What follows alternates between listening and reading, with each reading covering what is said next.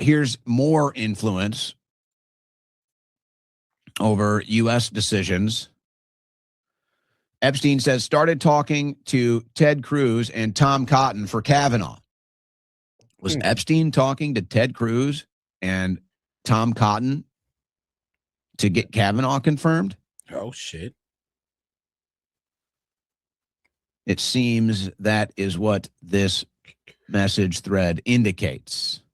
Now, we both, obviously, everybody here knows that Ted Cruz and Tom Cotton, senators, are very pro-Israel, more pro-Israel, you might even say, than America. Were they contacted by Epstein over a vote for the Supreme Court? He seems to claim so. This is a Justice Department file. At first, Jeffrey was furious, but I pointed out that by staggering daughters every 8 years, he would always have a supply of ripe girls at his disposal. He bought me a house at Redacted, got my oldest daughter into Redacted by donating $50,000 to their gender studies program. Wild. And paid for my youngest daughter to attend Redacted. Damn. And all she had to do was send him a pint of Mormon blood every week. What? I'm sorry, that's not funny, but what? Wait, what? Oh, shit. Hold on, lady. So, first of all, where the hell are you getting a pint of Mormon blood from? That's honestly a good question. But you sold out other people's little kids, other little girls to Jeffrey Epstein so you can get your girl into the school or college of her choice, and all you had to do was give up a pint of Mormon blood. Like, honestly, I'll be real with you, I'm more stuck on the Mormon blood, if anything. Like, for what? What are you gonna do? Drink it? Thank you, Jeffrey. You helped. What is that? Like, what is that age-old? Like, what was it? The age-old accusation of, they're drinking Christian blood. Does that actually have some relevance somewhere? Could y'all begin a pint of Mormon blood for what? So many people, and give me the Italian marble tiles in my kitchen, steam shower, and a ranch of my own to continue the great work. Also, a quick thank you to Ghislaine. By the way, I haven't said anything to the feds yet and won't, as long as those USPS money orders keep arriving from Brooklyn Metropolitan Detention Center. Stop by Redacted for your first free session of dynamic sexuality. Bring a friend or even a dozen. We will make it worth your time. I'm Esther Cohen Tizer Epstein, and I approve of this message. I'm not really sure how to interpret this top paragraph here. It's obviously disturbing. I pointed out that by staggering daughters every 8 years, he would always have a supply of ripe girls at his disposal. All she had to do was send him a pint of Mormon blood every week. Every week, though. Every week. Damn. Where are you finding that at? Now, you've seen the stuff that they're willing to discuss. I mean, I know where you'd find the Mormon blood from. I mean, where you're going to find a willing participant every goddamn week, unless you're just shelling out the cash like that. These emails, I mean, some stuff that you would think you wouldn't put in email, but they did. Now, here's one.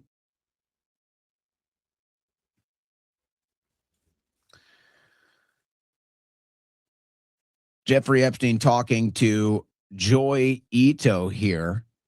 My schedule today is a bit crappy, but I could mail from the car around 6:30 p.m.-ish. Where will you be? Not for email. I'm trying to get a friend out of prison in Syria. You don't happen to have anyone with influence over Assad, do you? This is being inquired of Jeffrey. Not for email. So we've seen what they will discuss in email. So imagine what they're not willing to discuss in email.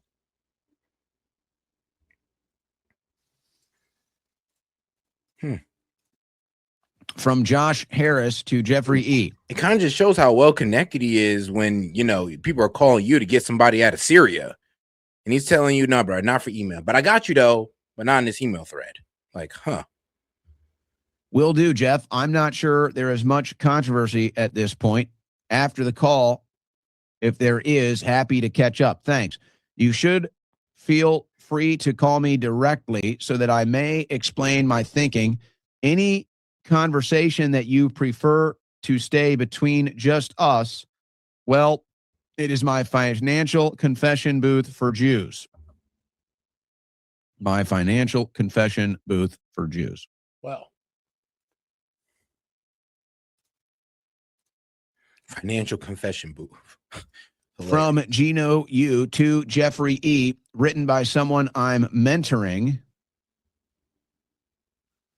Let's start at the bottom. I'm in Paris, was about to write you, and it popped up. She is a classic stage 3 in the model, outlier who is intelligent, was traumatized when she was young, sexual abuse. What? And now gradually coming into her own and becoming self-realized. Can share our text interactions with her permission, starting to develop special abilities. Whoa. So basically saying, all right, she's a model and she's intelligent and she matches what we would want by somebody who's sexually abused. So you guys literally go after the sexually abused. And as long as they're intelligent and look good, I guess you guys can mold them into what y'all want. I mean, this sounds oh so familiar. This trip, we found a lot of stories like this, though she is more on the extreme side given her biographical history. Have been working with many such people with the model with good success. Incidentally, she is based in New York City. Can set up a meeting if you have interest in London. I met with a group that leverages Iboga and spiritual traditions from Gabon to offer this alternate paradigms. Who prompted your Asperger email? I just shared with you a message that I got from someone that I'm mentoring based upon their stages model. Her message popped up, and as I was about to write you to see if you were around or knew people here I should meet, and I shared it with you. The caravan trip has been really wonderful in meeting people that are, quote, stage 3. These are people who are developing different perspective of reality and discovering the gifts that they have. Also, in rallying others who have a strong interest in this area. Among the new projects emerging include a base to use science-based approach and Eastern practices to help sort these stage 3 people out. I understand that you are not happy with the result of the Cuba conference that you funded, but I feel that the work is very important towards helping people identify and recognizing the gifts that they have in which may not be accepted or well understood by society today. That is why your support is important to me and why I'm communicating to you my work, and why I'm grateful for the path that your commitment of funds has given me the confidence to undertake. My intention for sending you... Oh, this shit reads like a sci-fi movie, like almost like what they're talking about, kids with special abilities and they got to have some type of sexual assault happen to them or be tortured to unlock these abilities. It's like, bro, what the hell? The mail is to show that it is relevant work and people are benefiting. People that would not normally otherwise fit in are learning to accept themselves, and that abilities beyond what society would consider normal are possible. New models are also possible, such as alternative paradigms group are finding their way. New forms of knowing without knowing how one knows. So what this sounds like is the type of stuff that was the subject of the TV show Stranger Things. People with special abilities. What are we talking about here? What is stage 3? From Jeffrey E to Brian Bishop, designer babies, use of funds. Huh. We'll start at the first email. Attached as the doc you requested, it's the use of funds spreadsheet for the designer baby and human cloning company. This gets us out of our self-funded garage biology phase to the first live. AKA, these guys are literally messing with genetics and trying to create designer babies in their garage, in their attic, or whatever space they use as their laboratory in their house. Ew. Okay. Birth of a human designer baby and possibly a human clone within 5 years. Once we reach the first birth, everything changes and the world will never be the same again, much less the fortune of the human species. Attached document shows about $1.7 million a year for up to 5 years, plus $1 million for lab setup, $9.5 million to fund 5 years, $6 million for 3. Next steps. I am happy to hop on another call, or I could take a trip to meet you in person. And if you have any thoughts about what I might be missing or whether this is reasonable estimate to get to the first live birth, then I will actually really appreciate any feedback you have. I'm traveling to Lithuania for August 7th through 14th, and I'll be possibly unreachable during that time. Google Docs version here, redacted. Thank you, Brian, redacted. Well, no rush, said Epstein to Brian. So the interpretation here is that you go back to the last one where they talk about humans with special abilities and mentoring them. Here you have designer babies. Epstein is funding all of this. It seems he has no issue with funding all of this stuff. And a lot of similar things came out from the New Mexico Zorro Ranch about cloning and other things like that. So we're talking about designer babies. We're talking about people with special abilities. We're talking about Epstein funding it all. This is all conspiracy theory, Stranger Things stuff in these Epstein documents. And guys, keep this stuff in mind. I'm just documenting this right now. Once we conclude this documenting, we'll start to kind of get more into opinion and commentary. This is just reading them from the files for documentary purposes. So we're not making any accusations or anything like that. We're just reading. This stuff is very interesting, though. But we'll come back to that.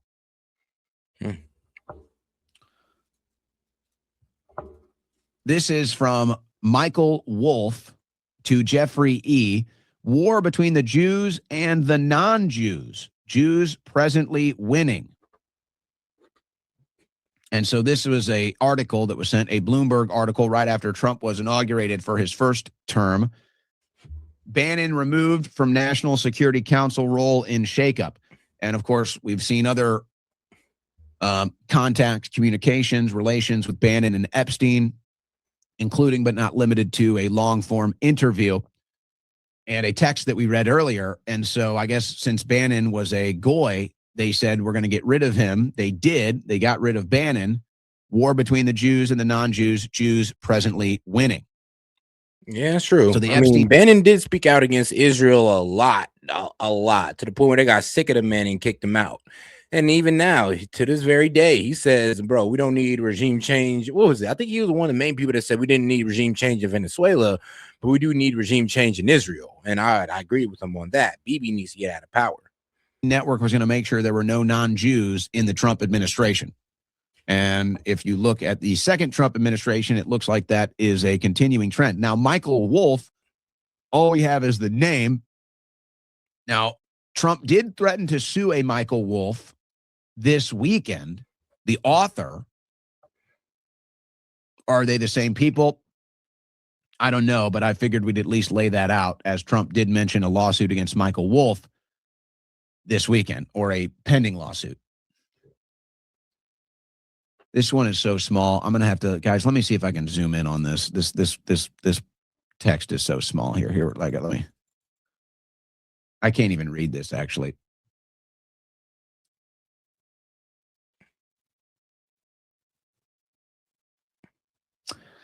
Yeah, you know what? Originally came from, and maybe try to get a clearer version here. It looks like this is the one. I know the context of this one, so I'll try to be right. But this is the one where they're talking about Epstein is communicating with somebody about different tax breaks, and he says, "Are there any new tax breaks?" And he basically says, "Not for the goyim." So the insinuation here is that they have tax breaks for Jewish people, but non-Jewish people cannot take advantage of these tax breaks. That's what's in this email that I'm sorry, this is too small to read here. But that's what that is from. And it looks like this is another one here. This is another one. For whatever reason, wherever I got these files, they're just really grainy. I apologize. But this is the goyim here. This is the conclusion of the conversation. They talk about the tax breaks, but not for the goyim. Tough. So that's that line right there. I apologize. That's so blurry. So I know the context, but for whatever reason, that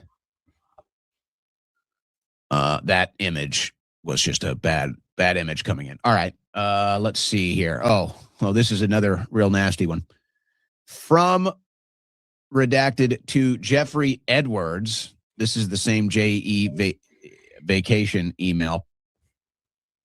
Oh my God, Jeffrey, I can't believe what I see in my bank account. This is unbelievable. This bank account never, ever saw such numbers. Jeffrey, I don't even know what to say, what to do, how to express my gratitude. Thank you so much from all of us.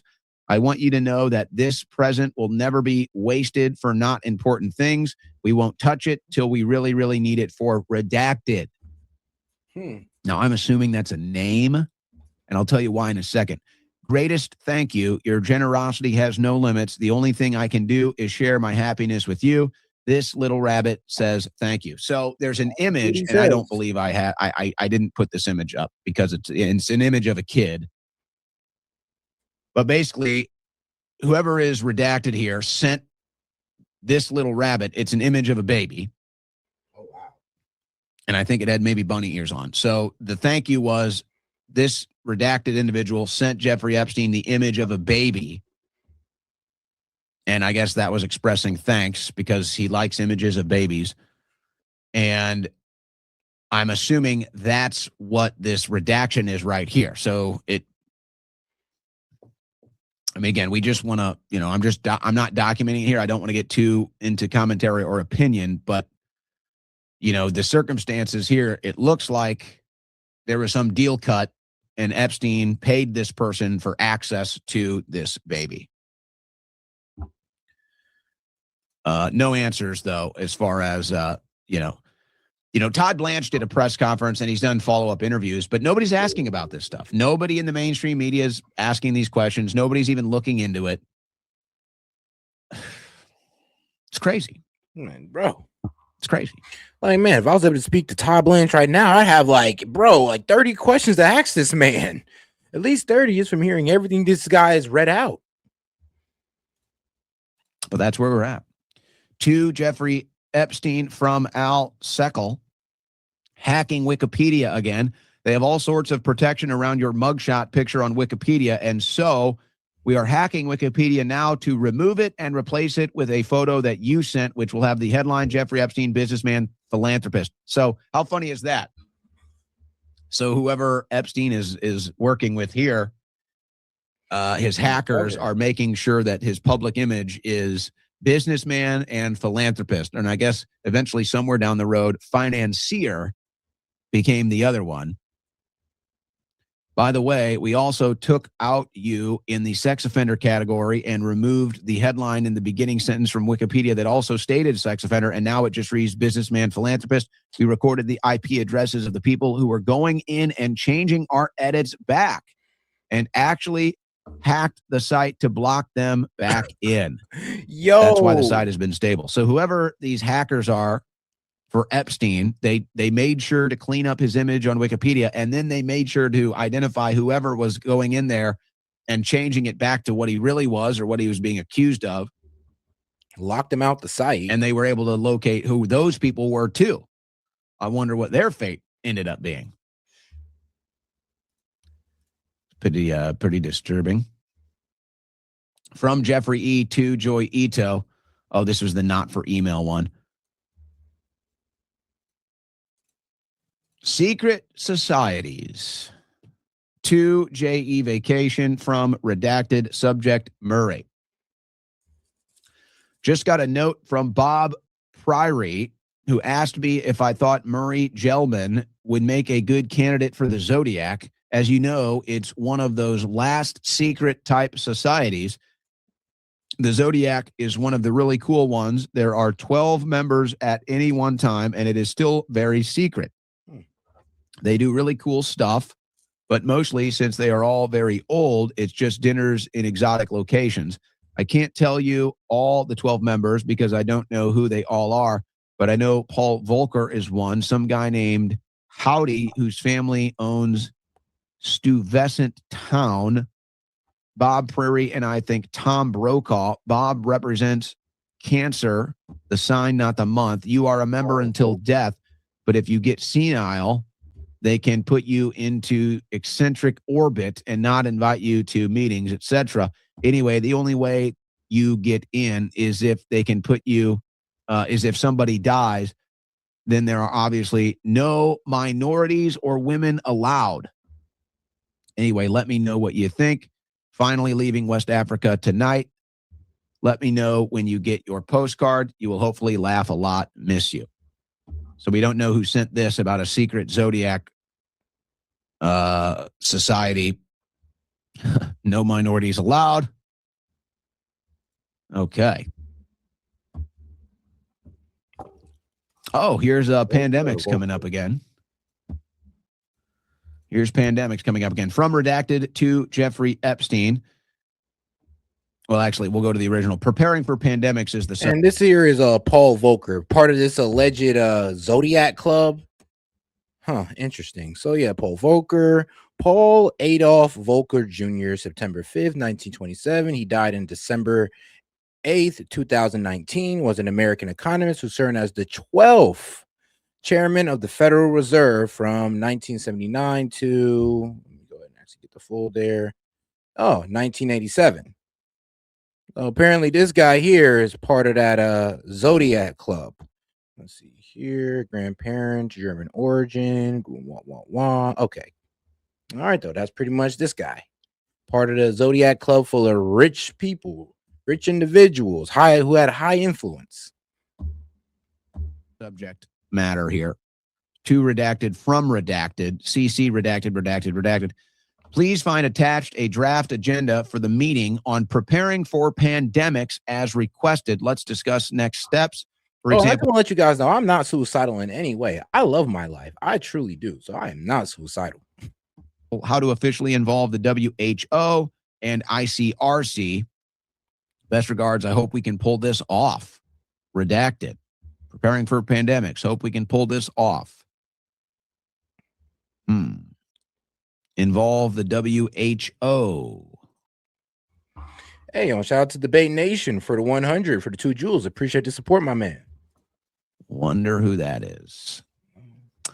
All right, now we're gonna get a little outside of the frame here, and let me provide a little context from this account on X, Heather C_77.